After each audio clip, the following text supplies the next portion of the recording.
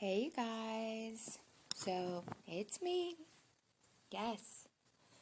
So, I wanted to give you guys some tips on how you can go through the dark night of the soul or this any ascension process. And usually when it's the ascension, right, it's a major, it's pretty major.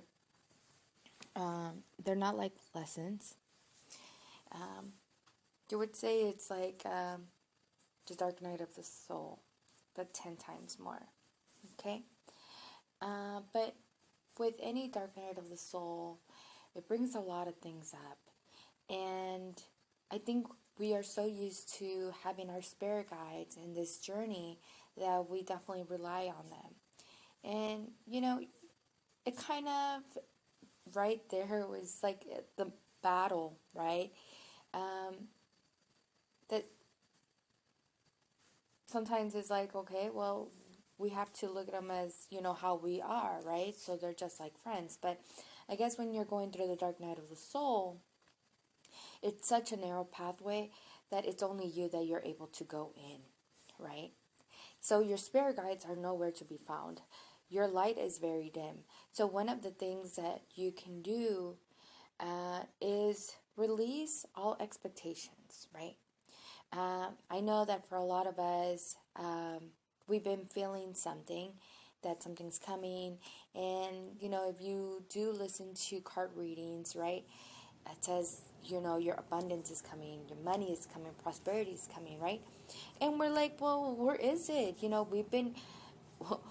We've been going, we've been working on ourselves. We've been doing a lot of things in this journey to clear a lot of karma, not only from ourselves, but from our lineage and for the collective. And we've been putting ourselves out there, right? But when the dark night of the soul is kind of, it's like been thrown out the window for what it seems, right? Then everything comes up. So I really want you guys to remove any expectations here. Okay? There is no wrong answer or decision on what you do. Okay? There really isn't. And I want you guys to know that I have experiences, and my thing was like, I don't want to do the wrong decision, right? And it was always kind of a battle like that until this dark night of the soul that was very kind of extreme, and that I'm going to talk about in my other video. It was very personal to me. And just like how my title, Happy Soul, Happy Life, I always promote that. But of course, this journey really does have light and dark in it. So I really had to put this experience out there. But with that is, yes, I want you guys to leave all expectations thrown out. Don't have expectations that you're going to get something out of this, okay? It's a process. It's something that you're going through that you have to really acknowledge for yourself.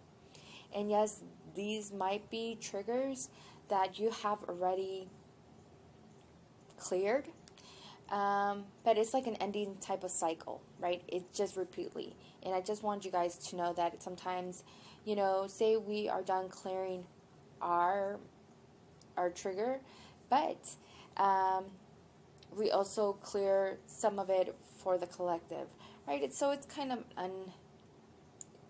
it's an unending, right? It's an unending type of core wound, okay? Because, I could say that it goes back, from Jesus Christ, right? Adam and Eve and all that good thing. So, that's one of the things, is leaving all expectations, right? Don't expect to get something out of this, okay? Because we do expect it, and we're expecting it, and we're expecting it, and nothing comes out, okay? So, one of the things is not expecting the outcome, okay? And the one thing that will help you is, because your light is so dim, in this, and it's like you have to walk through this. And with these triggers coming up, they don't leave without a fight. They really don't. And they would like to, they really take control of your energy at times, right? Want to drag you down. Your light is already dim, so they really want to get you down to the gutter of all things, right? Some of us can say that it's just like hell. You're hell. You're experiencing it. So, with that, you have to literally feel all these triggers. You have to see them for what they are. And of course, sometimes they're not really pretty. And the only thing that you do want to do is just ignore it, probably because it's kind of like, oh my God, I already did this. But it's like, oh my goodness. Exactly. Just the reaction that you guys will probably have. And one of the things is, what reaction do these triggers get from you? Is the reaction that you go when these triggers come up. And until you start seeing these reactions and facing these triggers, then you will start opening up to your light getting a little bit more lighter and more brighter, right? And one of the things is, you're really on one-on-one with God here, right? There's a lot of questions, there's a lot of things that are going to come up, and you kind of like really are really blunt at what you are wanting to ask the universe, okay? So you'll really have some connectiveness. But there's conversations that you thought that you were not going to have, you're going to definitely have them with him. And with that,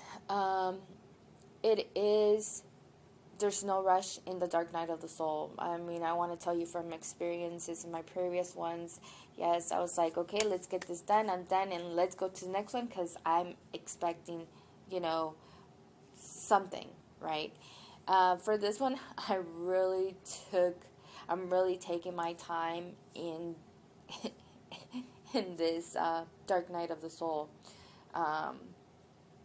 and because honestly, sometimes it's like, did I or not? But you know what?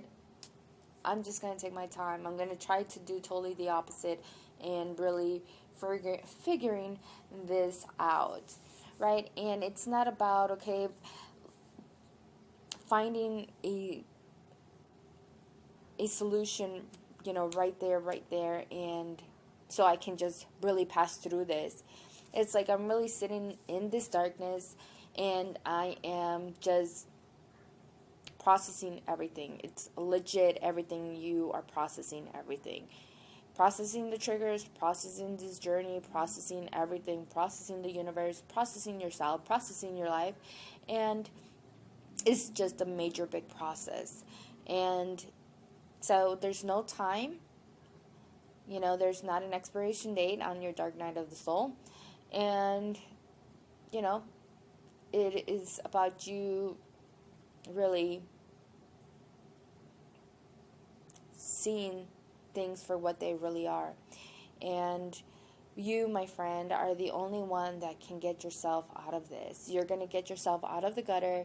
You're going to get yourself from those vibration, low energies that kind of brought you down, because they're all over the place in this dark night of the soul.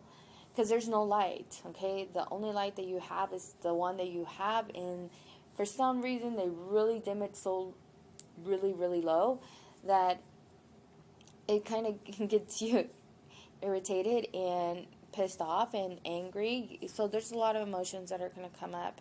You kind of surrender. Yes, you do surrender. Surrender to your emotional body. You surrender to the universe. You surrender to God. You surrender, but yet you still have that question. And it's like, what, I have done all this and I still get the same result. So your answer from yourself is going to be very different from a lot of us, and that's where we're trying to discover, we're trying to see where is this hidden treasure of all this madness, right? So that's what I wanted to give you guys, just some tips on that. Yes, and if you go to my other video, I will let you know details on how it really feels to be in this type of dark night of the soul, right? But 10 times worse. All right, you guys. And, as I'm moving on, I think this is what, one, two, this would be my third day in this dark night of the soul. So it's pretty extreme because usually these dark night of the souls are not that long for me. And that's why I'm like, what? Let it be. Let's see. And that's what I'm doing. And that's why I wanted to tell you, give you some tips on that, and then do the video on how it feels. All right, you guys, thanks. Give me a thumbs up if you definitely like this content. Yes, yes, yes. And you can always follow me on Instagram and on TikTok. TikTok, I usually do a little quick readings. And on Instagram, I use a lot of inspiration quotes.